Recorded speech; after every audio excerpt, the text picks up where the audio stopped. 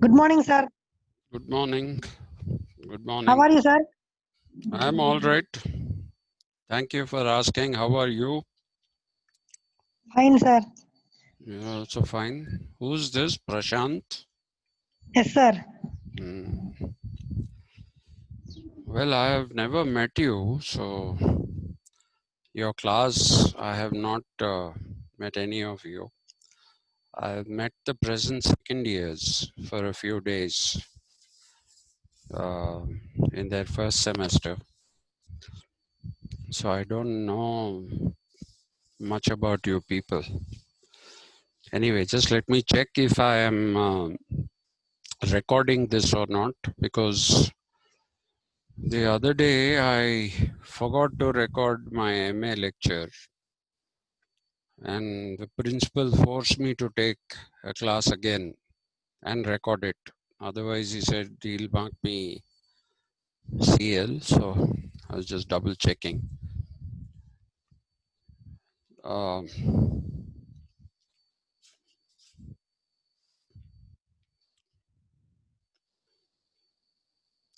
shall we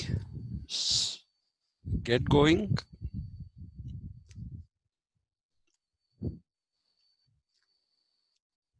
Somebody, shall we wait or shall we start off?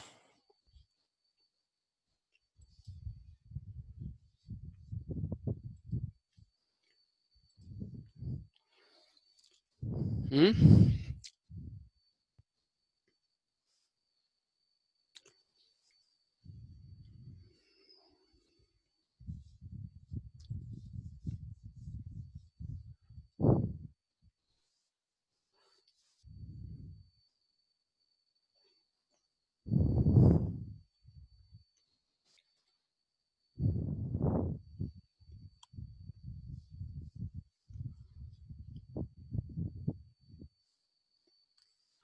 Hello, can you hear me? Yes, sir. So I'm asking you, shall we start? Yes, sir. I even messaged in group. Political class started. Please join. Okay, that is very kind of you. Thank you very much for doing that. So, okay, let us start off because we have two slides which are seemingly innocent, but actually, if you look at them, they are, I mean, the significance of political thought has two aspects to it. So, they look like very simple points, but each of them is in itself worth teaching for a semester, to tell you the truth. But of course, we don't have that kind of luxury.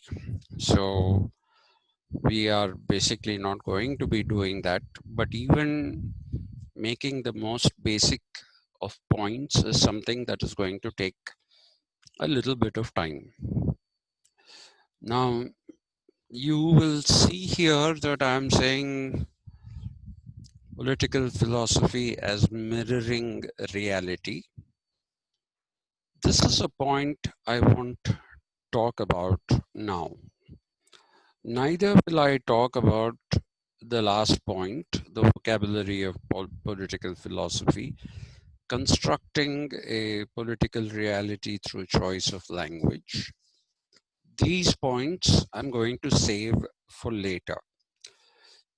What we will start with is political philosophy delinking ethics and politics. Okay, we'll start with that, then go to the third point, and then go to the first point. Okay, so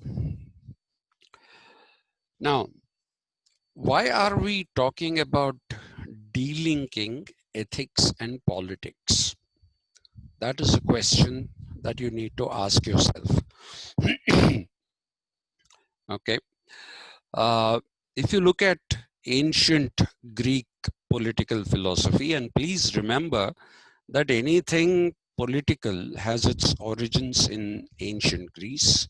It comes from the word polis, like I have told you a number of times, Polis, which was a certain kind of an organization which should not be translated into city state, because the polis of the Greek period neither uh, was neither a city like we know it, nor was it a state as we know it. So the best thing to do is call it a polis. Okay, so the word political actually came from the word polis, and it was used probably by Plato extensively first, and later on even more extensively by Aristotle. I'm going to forget Plato for a minute, because when we go to the next part of this thing, we will be talking about Plato in detail. I will talk about Aristotle. Aristotle is the first person to write a book called Politics. Now, you must understand that Aristotle as such was a brilliant man, and we'll have occasion to discuss this once we start doing Greek political thought. And he commented about a number of things. He talked about, and I emphasize the word talked. He talked about a number of things which covered so many areas. So if you remember your school books, if you remember your biology books, you will find Aristotle's name in it. If you remember your civics, you'll find Aristotle in it. If you remember your geography, you will find Aristotle in it. History, Aristotle. So Aristotle, and those of you who may have studied English in English medium, you will, while if they taught you poetry of different poets, they might have given you, if your teachers were a little creative, they might have given you an introduction to what poetry is and what it actually means by taking recourse to Aristotle, because Aristotle also has to his credit a book named Poetics. Now, we are talking about books. So when we say talking about books, it is as if somebody has written that book. That is a fairly, what should I say? It's a fairly reasonable conclusion to come to. If you don't write a book, how can there be a book? But in the case of Aristotle, that is not so. Okay, I'm sure you're aware of the fact that Aristotle was a student of Plato, and Aristotle was somebody who didn't agree with a number of things on Plato. Aristotle very famously said, I love Plato a lot, but I love ethics and knowledge even more. So he was somebody who disagreed with Plato on a number of things. But what we should understand is that Aristotle is to be seen as a philosopher who talked about politics and ethics as being integral to human life. Okay, this point I shall explain in great detail when we start looking at Aristotle as a thinker, when we go to the Greek political uh, period, the Greek period, I'm sorry. So if you look at Aristotle's writings, they were not written by him. Aristotle started a school which was counter to uh, Plato's academy. Aristotle is a product of Plato's academy, but he started, though he's not an Athenian, he was born in Stagira, Stagira, Stagira. He was born there and he came to Athens to study because Athens was the Greek polis where most of the knowledge pursuits happened. So you will see that Aristotle started his own school after he came out of the academy because of his disagreements with Plato. And this he called the Lyceum, Lyceum. Now, the Lyceum is not a name. It actually, in Greek, Lyceum, if it is translated into English, it becomes peripatetic. Okay, P-E-R-I, peri, P-A-T-A-T-I-C, peripatetic. Okay, what is peripatetic? Peripatetic is walking and talking. So Aristotle's chosen mode of instruction was peripatetics.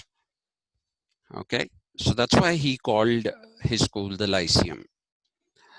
And he had a group of students who would be walking with him as he spoke on various subjects that pertained to life, that pertained to philosophy, and that which pertained to politics and ethics.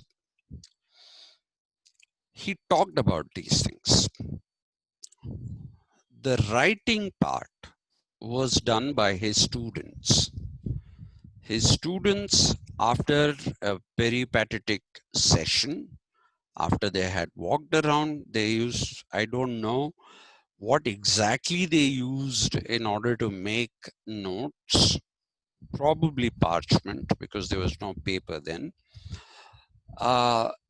They went back to their residences and took it upon themselves to write what Aristotle had said. So, funnily, even though there are so many different books named after Aristotle, you have politics, you have poetics, you have Nicomachean ethics, you have Eudemian ethics, you have posterior and prior analytics. You have so many different books, none of which were actually authored by Aristotle. All these books have been written by his students who took notes. Maybe they just took mental notes and went back and wrote these things down. So Aristotle owes his writings to his students. He was not somebody who wrote, he only spoke and his students acted as scribes. They wrote them down, the wonderful things that he said. Now, Aristotle believed in what the Greeks call a telos, Telos. It's called a telos. The telos, the, the word telos basically means a predetermined goal, a goal that is not set by ourselves, but set by a superior power, which Aristotle, by the way, called God, but not God in the sense that we know. I will not discuss this now. I'll discuss it when we talk about Aristotle. So the telos is preordained. Preordained meaning that we don't set this goal for ourselves. We don't try to reach it by saying that I want to become so and so. That's not a telos. A telos is a goal set for the entire world, the human civilization, by a superior power. So, what is the telos then? Now, Aristotle basically believed that the telos of the world was for man to move on from being a social animal to being a political animal. That is his telos. Okay, social animal. You heard of this, I'm sure. Everybody quotes this. Aristotle said, man is a social animal. And what exactly does he mean by that? Okay, the answer is simple, straightforward. What he meant by that was that you cannot live in isolation as an individual. You have to live in society. You have to depend upon other people for your survival. Okay. So just imagine if a baby is born and you leave that baby, will the baby survive? The baby won't survive. And therefore, he basically believed that what kept the human species going and flourishing was the fact that the human being was social. So man is a social animal. But Aristotle is not contented with this position because this is just a very primitive kind of a position. And since it is a primitive position, he basically said that man has to move on to live a good life. Now, the word good is what we need to understand appropriately. Okay, that is the word that we need to understand very, very appropriately. Because even Kingfisher says king of good times. Kawasaki says let the good times roll.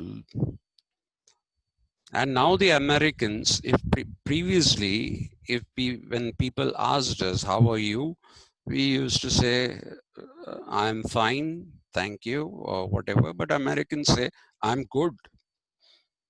Okay, that's not what we mean by good in Aristotle. In Aristotle, the word good has an ethical meaning.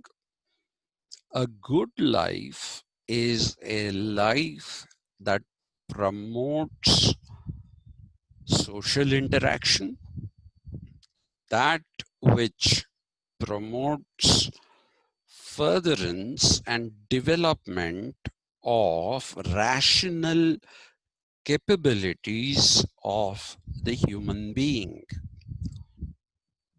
So when you become a political you become a political animal, you have reached the stage of development where you can now claim that you are rational, and because of your rationality you can distinguish between that which is ethical and unethical, and you will live your life in accordance to ethical practices in the political realm, which is the polis. So he said, a good polis breeds good citizens, and good citizens in turn breed a good polis, POLIS. And he also said, what is good for society is necessarily good for the individual, which means that what Aristotle is doing is that he's attributing a primacy to the collective, the social, the political. Okay, the purpose of the political is to basically ensure the good of all. And that is something that happens when man becomes a political animal. So what does this mean, becoming a political animal? When man becomes aware of the preordained, predetermined goal of living an ethical life where you help yourself and you help everybody else. So the notion of good in Aristotle is a collective good. There's no individual good. So for him, society comes first. So he prioritizes society over the individual. So what is good for society is good for the individual. That is because his idea is that if you don't have uh, a society, then you can't have an individual. The fact that there are human beings living is indicative of society. Just think of an example. Can you have a soldier if there is no army?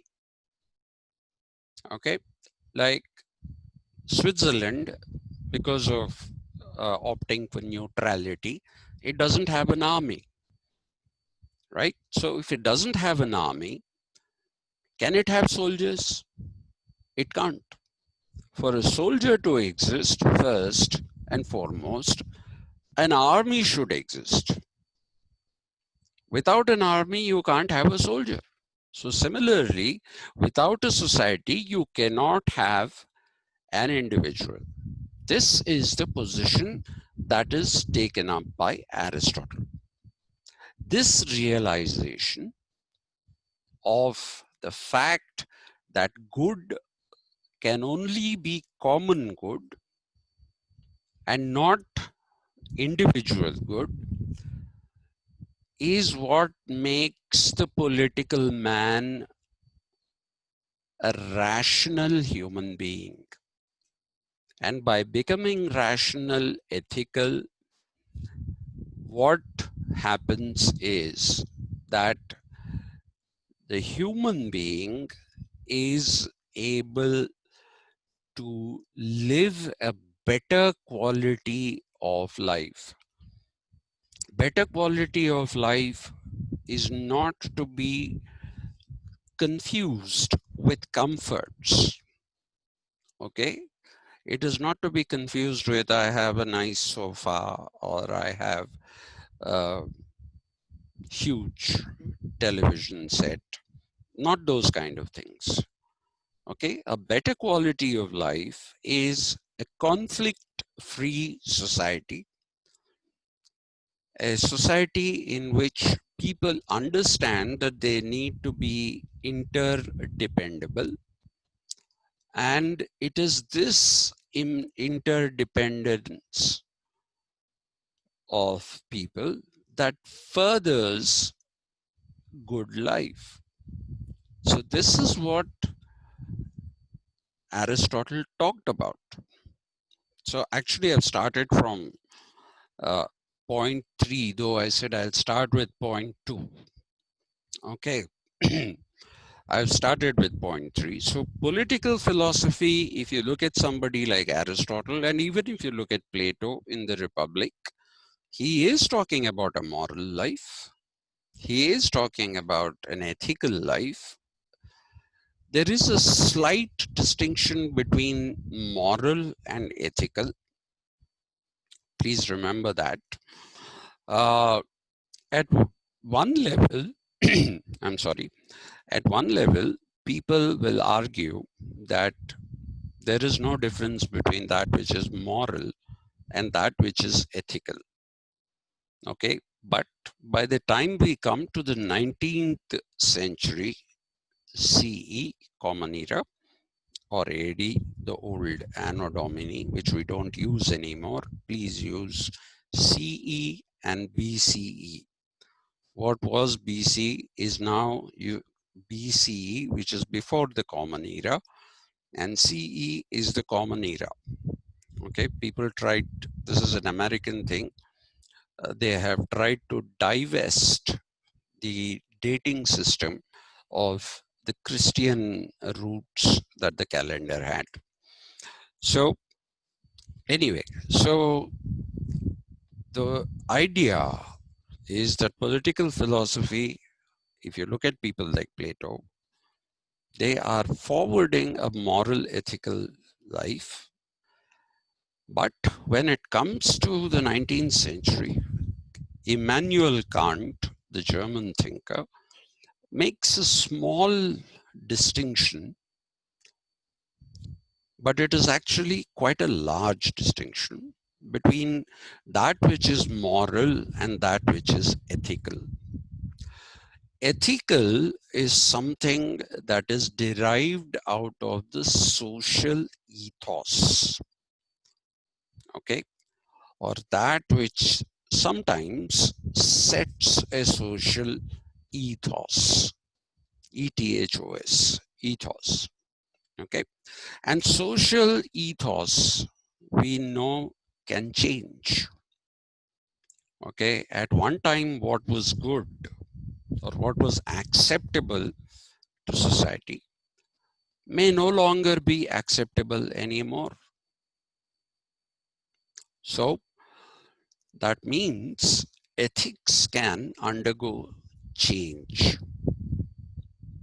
with time, with place. Okay, there, for example, the way we dress is reflective of our social ethos and the ethics we follow. In India, women don't wear many skirts. Some socialites in their private parties may do it. I don't know. I'm not a socialite. I've not been to those. But they do wear them on screen in films. But apart from that, you don't see girls or women walking around in mini skirts in India. That's not considered respectable. Okay, that is our social ethos. Our ethics dictate that women should not be objectified like this. But, and if you go to some of the old timers, the real conservatives, they even look at women wearing sleeveless upper garments as also not acceptable. Today, that has become acceptable. At one time, people didn't want women to wear jeans. As recently as 6 or 7 years ago, there was this thing. There was an attempt made in Bihar and Uttar Pradesh to ban women from wearing jeans. They said it's unethical. So that is the ethical. Okay. It is a social ethos.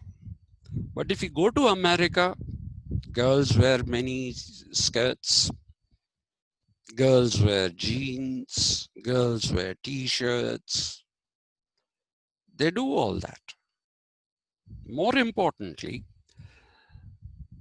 in our educational institutions, people don't go to work wearing shorts. People don't go to college wearing shorts. But in some cultures, it is absolutely permitted for both teachers and for students to go to class in shorts. When I was teaching at Nizam College, we had, a number of students who came from abroad, mostly African countries and a bit of Central Asian countries. The girls from the African countries, they used to wear, that was also when I was at the Arts College, where we had a lot of Central Asian students. The girls would wear what are called pedal pushers, which is, something that comes only up to the knee. Below the knee, they were exposing the leg. And some of the conservative ABVP people tried to threaten the girls, and that is when I had to intervene and tell them, listen, this is for you. It is a different issue for them. This is a way of life. This is absolutely acceptable for them. So please don't threaten foreign students who have come to study in this university. Okay, so that is what I mean by there being difference in the acceptable and the unacceptable, and that is derived out of the social ethos. And when you talk about the moral, according to Immanuel Kant, K-A-N-T, Immanuel is written with an I, I-M-M-A-N-U-E-L. Immanuel Kant, a German philosopher, the basis of his entire political and philosophical thought is nothing but the moral system. So Immanuel Kant basically said the difference between ethics and morals is that ethics can sometimes be negotiable. They can be negotiable, but they also can be, what do we say? The ethics can be negotiable, but morals cannot be negotiable. Okay, so he said moral is that which is transcendental, while ethics is something that is subject to time and space. In England today, the way people are is very different from the Victorian age. The Victorian age is the last part of the 19th century. In the Victorian age, England was so conservative that they basically had to cover the legs of a table with a tablecloth. Even exposure of legs of a tablecloth was considered to be indecent, unethical. Okay, so but in England of today is very different. Now, if you look at the moral and you say it is transcendental, then that basically means it is not governed by time or by a place. Rules which are moral are rules which are universal, which means applicable to all societies, and these rules, apart from being applicable to all societies, are also timeless, which means at any point of history, that which is moral is moral. So this is called transcendental. The moral for Immanuel Kant is the transcendental, and the transcendental, try to understand, to transcend is to rise above. Okay, to rise above is called to transcend, T-R-A-N-S-C-E-N-D. So that which is transcendental is rising above something. And what Kant basically argues is that morals are transcendental. You cannot negotiate with them. And he linked this to the notion of will, W-I-L-L, written with a capital W. You say willpower. Okay, he said a good will, like Aristotle, he also talked about good being collective and not individual. So he said a good will is that which is moral and a categorical imperative. That which is moral as a category is an imperative that you have to follow. Let me give you an example. Anywhere in the world, people will tell you cheating is not acceptable. That's a transcendental. Cheating of any kind, cheating somebody, is not moral. You can't say it is okay in some parts of the world. Okay, morality in any part of the world at any time will tell you that if you cheat a fellow human being or you cheat from a fellow human being, then you are not being moral. That is a categorical imperative. So good will, okay, Aristotle talked about good life and ethical life. Immanuel Kant talks about a good will, that we should always have a will that thinks for the good of all and not for the good of some. That kind of a will is the good will. And this good will is transcendental, not governed by time and space, and it is something which is binding on all people. If you deviate from this moral goodwill, then you have a society that is bad. So I'll stop here today with this one point. Tomorrow I'll talk to you about delinking of ethics and politics. And that'll have to invoke Machiavelli and why did he have to do it. I see that many people have come and gone. Most people seem to have gone. At one time there were 9 people, now there are 4.